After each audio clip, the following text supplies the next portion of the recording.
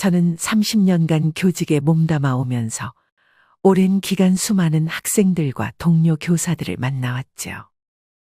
그 시절에는 우리 모두가 매일같이 얼굴을 맞대며 연락이라는 것 자체를 고민할 필요가 없었습니다.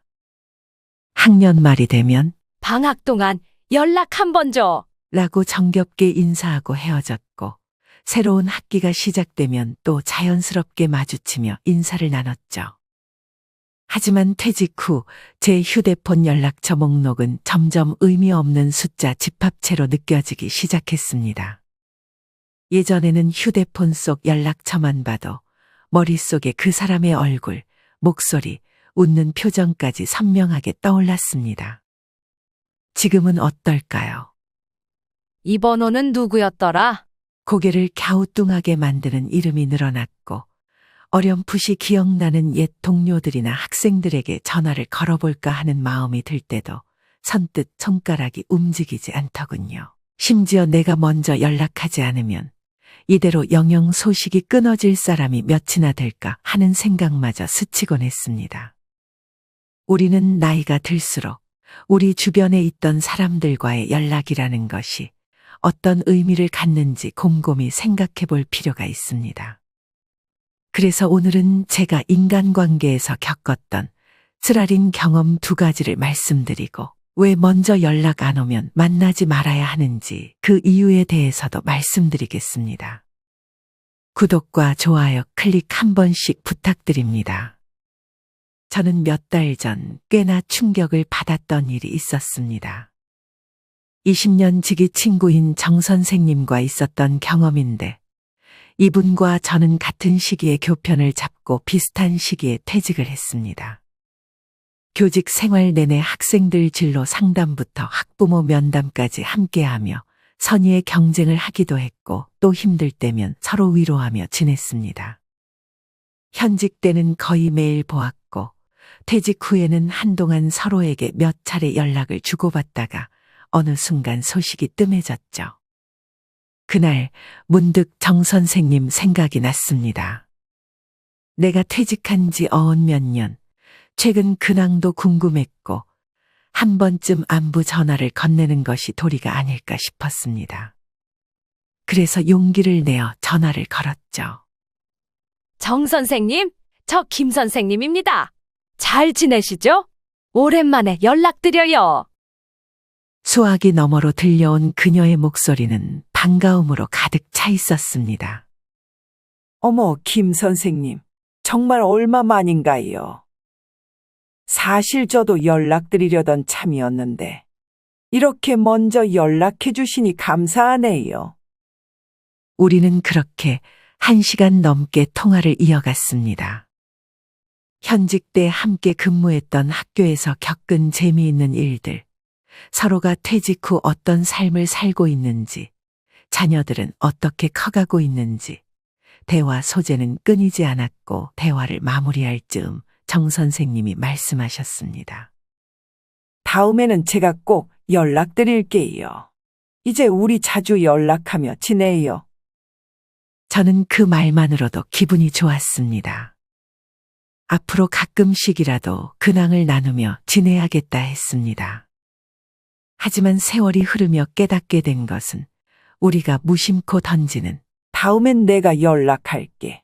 라는 말이 얼마나 빈번히 공허한 약속으로 끝나는지에 대한 씁쓸한 사실이었습니다. 그렇게 3개월이 지났습니다. 정 선생님으로부터 연락은 오지 않았습니다. 바쁘신가 보다 하고 이해하려 했습니다. 6개월이 지나고 1년이 지났지만 여전히 그쪽에서 먼저 연락을 주는 일은 전혀 없었습니다. 그러던 어느 날 서로 알고 지내는 지인을 통해 뜻밖의 이야기를 듣게 되었습니다. 정 선생님은 요즘 문화센터에서 강의를 하며 매주 등산 모임에도 나가고 지역 커뮤니티에도 자주 얼굴을 비춘다는 것이었습니다. 그 소식을 듣자마자 조금 기분이 언짢더라고요. 그렇게 바쁘게 사람들과 어울릴 정도의 시간이 있다면 짧은 문자 하나 정도는 보낼 수 있지 않았을까 하는 생각이 들었기 때문입니다. 하지만 진짜 충격은 그 뒤에 들은 이야기였습니다. 정 선생님이 다른 동료들에게 제 뒷담화를 하고 다닌다는 얘기가 제 귀에까지 들어왔습니다.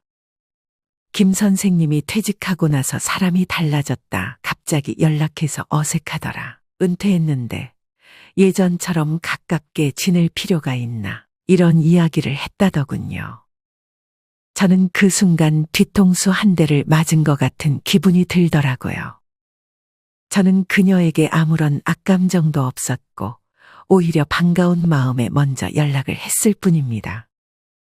그런데 돌아온 것은 뒤에서 저를 평가하고 마치 제가 불편한 존재인 양 말하는 태도였습니다. 그제서야 깨달았습니다. 아, 이 관계는 이미 한쪽이 마음의 끈을 놓아버린 거였구나. 그리고 내가 먼저 연락하지 않으면 절대 연락하지 않는 관계라는 사실을요. 이 일을 통해 저는 엄청난 깨달음을 얻었습니다. 관계는 연락이라는 작은 행동에서 진정성이 드러난다라고요. 정말 소중한 사람이라면 바쁜 와중에도 짧은 문자 하나? 잘 지내시죠? 라는 카톡 한 줄 정도는 보낼 수 있을 겁니다. 요즘은 기술이 발달해서 예전처럼 전화나 직접 만나는 것 말고도 다양한 방식의 연락이 가능하지 않습니까? 메시지 하나를 보내는데 1분도 채 걸리지 않습니다. 그럼에도 하지 않는다는 것은 결국 그만큼의 마음이 없다는 뜻일 것입니다. 특히나 은퇴, 퇴직 후 관계는 더 냉혹합니다.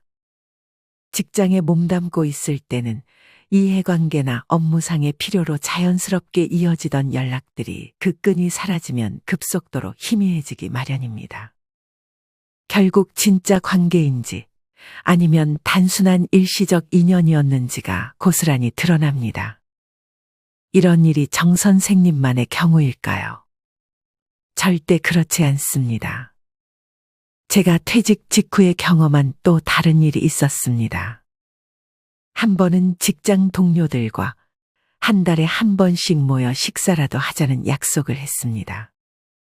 처음 몇 달은 그 약속이 지켜졌습니다. 서로 소식을 나누고 근황을 묻고 퇴직 후에 적응기를 공유하며 화기애애한 시간을 보냈죠. 그런데 얼마 지나지 않아 하나둘씩 이번 달은 좀 바빠서. 라며 불참하기 시작하더군요. 그러다 모임은 자연스럽게 흐지부지 되었습니다. 그런데 나중에 알게 된 사실은 저는 당연히 모임 자체가 사라진 줄 알았는데 아니었습니다. 그들은 나를 빼고 계속 만나고 연락을 주고받고 있었던 것이죠. 제가 먼저 다음 달엔 모이나요? 라고 메시지를 보내면 이번 달은 일정이 꽉 찼어요라고 답하던 그 사람들이 사실은 다른 날 모여서 회포를 풀고 있었던 겁니다. 이쯤 되니 마음 한 구석이 서늘해졌습니다. 내가 먼저 연락하지 않으면 만나지 않는 사람들이라는 표현은 이럴 때 딱 들어맞습니다. 아니, 아예 연락 자체를 피하는 관계라면 더 이상 애써 유지할 필요가 없다고 결론 짓게 되었습니다. 인간관계가 쌍방향이어야 한다는 진리, 이걸 퇴직 후에야 비로소 피부로 느끼게 된 것이죠. 저는 이날 이후로 인간관계에 몇 가지 명확한 기준을 세웠습니다. 첫째, 최근 6개월간의 연락 패턴을 돌아보기로 했습니다. 내가 3번 연락했다면 상대는 나에게 몇 번이나 먼저 연락을 줬는가? 3번 모두 내가 먼저였다면 그리고 그에 대한 상대방의 응답은 대부분 무성의하거나 가끔 나중에 보자 정도였다면 이 관계를 지속하는 것이 무슨 의미가 있을까 생각해 봤습니다. 이 과정을 통해 저는 누가 진짜로 내게 관심이 있는 사람인지 그리고 누가 그저 내 연락을 형식적으로 받아주는 사람인지 구분하게 되었습니다. 둘째, 일방적인 관계는 과감히 정리하기로 마음먹었습니다. 물론 정리한다는 것이 갑자기 연락처를 지우고 인연을 끊는 것을 의미하는 것은 아닙니다. 하지만 마음속에서 이 사람과의 관계를 지속하려 애쓸 필요는 없다고 결론을 내리는 것이죠. 그렇게 마음을 비우면 불필요한 서운함이나 미련에서 벗어나게 됩니다. 셋째, 새로운 관계를 만들어 나가는데 더 적극적으로 나서기로 했습니다. 동네 문화센터에서 그림 교실에 나가보기도 하고 요가 수업에도 참여해 봤습니다. 또 지역 독서 모임에도 살짝 발을 들여놓았습니다. 처음에는 낯설고 어색했습니다. 내 나이에 새로운 사람과 잘 지낼 수 있을까 하는 두려움도 있었지요. 하지만 막상 해보니 비슷한 관심사로 모인 사람들과의 관계는 매우 신선했습니다. 그들은 이해관계나 옛 정리에 얽매이지 않고 그저 함께 책을 읽고 운동하며 여유로운 대화를 즐기기 위해 모인 사람들이었으니까요. 자연스럽게 서로 안부를 묻고 연락을 주고받는 일이 훨씬 편하고 솔직해졌습니다. 마지막으로 제가 강조하고 싶은 것은 관계의 질입니다. 예전에는 내 인생에 얼마나 많은 사람들이 있는지가 중요하게 느껴졌습니다. 수십 명의 연락처 목록, 수백 명의 학교 후배들, 수많은 동료들.